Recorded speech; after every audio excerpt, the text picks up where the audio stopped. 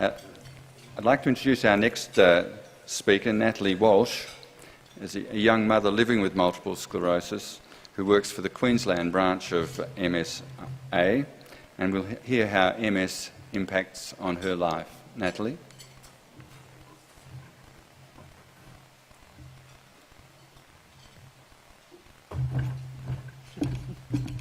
Thank you, Bill.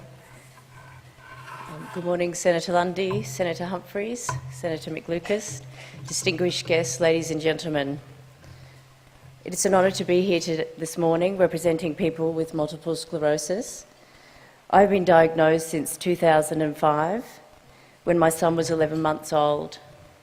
At that moment in time, I was extremely ignorant as to what my diagnosis meant. I had simply gone to the optometrist with some visual problems.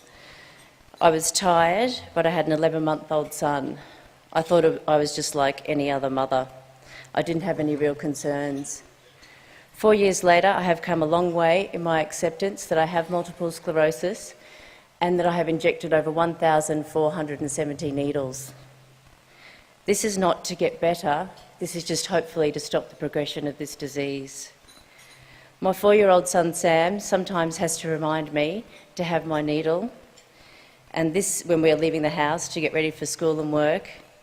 This is a strange, if not sad, reality, particularly for someone of his age to have to think about, but it is our reality. If someone had told me 10 years ago that I would be living this day to day, I would have been horrified and could never have imagined that I could do this. But after an in-depth conversation with my neurologist about the best possible future for myself and my son, this is what I must do. But MS is more than injections. It's about the fatigue, the pins and needles, the heat intolerance, and coming from Queensland, that's fun, but the temperatures that have been shared across our great country of late, everyone knows what this is about. And it's the uncertainty of how I'm going to fare with my future with this disease. Again, part of my constant reality. I am the typical person that MS strikes, diagnosed at 33, busy with family life. I'm female, 3 out of 4 people diagnosed are female. And we don't know why I got MS, and currently there is no cure. But through having MS, I also found out another girlfriend had been diagnosed, but she hadn't shared this with anyone. So together with 3 other wonderful friends, we formed a committee to help raise funds to help find a cure through MSRA's Foundation 5 million. Over 3 years, we've raised over $70,000, which is great, yet during this time, another 2 girlfriends have been diagnosed. Many of us with MS are doing our bit because we simply have to.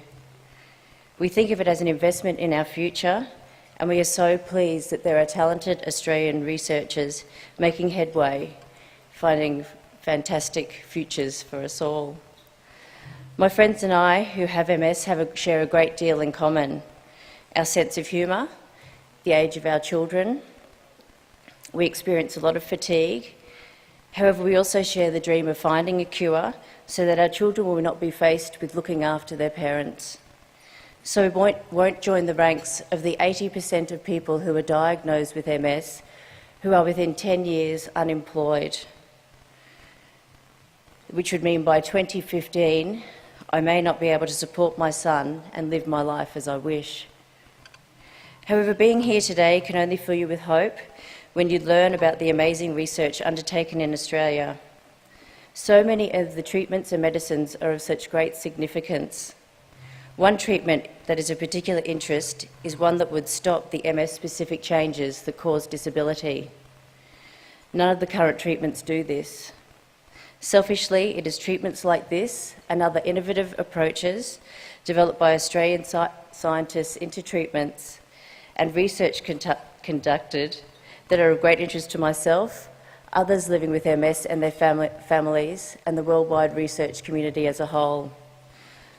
I'm lucky enough to also work for the MS Society as Donor Relations Manager in Queensland. We have a respite centre attached to our building, so I not only experience the effects of MS personally, but also see its effects on others. People not able to feed themselves, loved ones having one-way conversations with their spouse, their parent, their friend. Their minds are able and active, but their bodies do not cooperate. People confined to wheelchairs, relationship breakdowns, people making the decision not to have families for fear of what their future holds. Managing diseases like MS demands a comprehensive approach. Yes, it's about our health, but we also need policies and procedures in place to maintain us in employment, to stay with our families and out of nursing homes, and importantly, undertake research on the world stage. Thank you for inviting me here today for what is and can continue to be a wonderful future for us all. Thank you.